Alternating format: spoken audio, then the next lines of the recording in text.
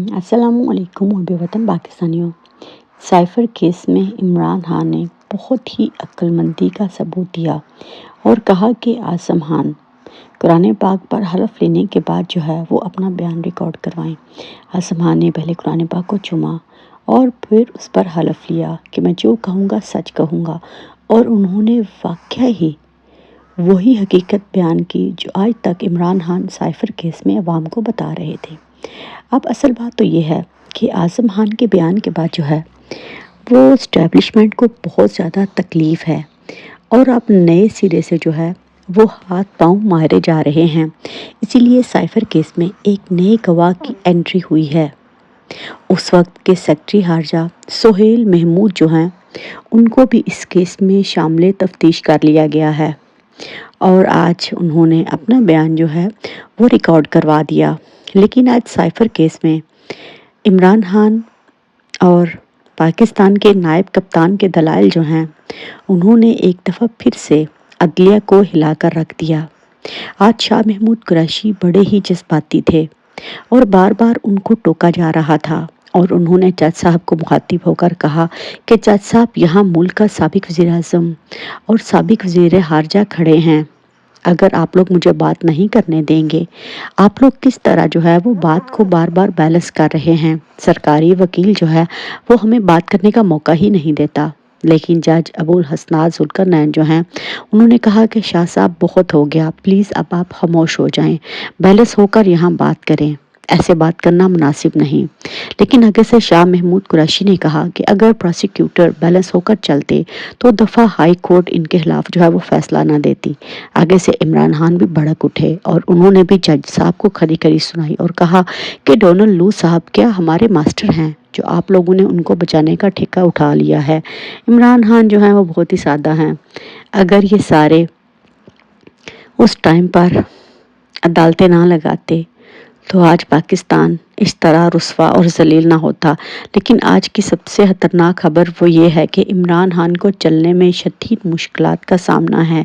इमरान खान को जिस कमरे में रखा गया है वो बर्फ़ से भी ज़्यादा सर्द है, जिसकी वजह से जिस टांग पर इमरान खान को गोली लगी थी उनको शदीद उसमें तकलीफ़ है। तो तहरीक इंसाफ से मैं फ़ौरन जो है वो एक बात को नोटिस लेने का कहती हूँ कि फ़ौरी तौर पर तहरीक इंसाफ जो है वो एक पटिशन जमा करवाए और डॉक्टर फैसल को इमरान खान के लिए चेकअप के लिए जल्द अज जल्द जो है वो डयाला जेल रवाना किया जाए। और दूसरी तरफ इमरान खान ने सहाफ़ियों से मुलाकात में कौम के लिए एक नया पैगाम दे लिया कि इतवार के दिन लोग इसी तरह सड़कों पर निकलें जैसे 10 अप्रैल को निकले थे, हर शहर, हर गांव और हर कस्बे में। तो मुहब्बे वतन पाकिस्तानियों, मेरा सवाल ये पैदा होता है कि ये जो वकील हैं इमरान खान के, क्या उन्होंने ये पैगाम आवाम तक पहुंचाया? खुदारा इस पैगाम को पहुंचाएं, इस पैगाम को फैलाएं, क्योंकि इमरान खान अपने हिस्से का काम कर चुके हैं। अब हमारी जिम्मेदारी है उसके बाद हारने और खोने के लिए कुछ नहीं। और सोचें कि अगर ये इलेक्शन चले गए तो पाकिस्तान की कौम का जो है वो क्या हाल होगा। इस टाइम पर नवाज शरीफ जो है वो अपने दामाद के इलाके मानसहरा में पहुंचे हैं और नवाज शरीफ को आज अपनी तकरीर जो है वो रोकना पड़ी क्योंकि वहां पर पीटीआई के वोटर जो हैं वो भगोड़े के नारे लगाने पड़े, जिसकी वजह से नवाज शरीफ जो है वो बहुत ज़्यादा कन्फ्यूज़ और परेशान हो गए और बार बार लोगों को तकरीर के दौरान मना करते रहे कि चुप रहो चुप रहो चुप रहो। तो अब ये ज़ुबानें तो चुप नहीं होंगी, क्योंकि जिस तरह इस्टेब्लिशमेंट आपको अवाम के ऊपर मुसल्लत कर रही है, अवाम इस चीज़ को जो है वो कभी भी नहीं भूलेंगे। अवाम को अच्छे तरीके से पता है कि किस तरह एक भगोड़े को जो है वो पाकिस्तान की सियासत में दाखिल किया जा रहा है और दूसरी तरफ एमक्यूएम जो है उसको भी सियासत में नए तरीके से जो है वो एडजस्ट करने की कोशिश की जा रही है, क्योंकि नून लीग के ऊपर जो है वो हमने प्रेशर बिल्टअप कर रखना है, क्योंकि हमें मरीम नवाज़ और नवाज शरीफ पर जो है वो इस्टेब्लिशमेंट को बिल्कुल भी यकीन नहीं है।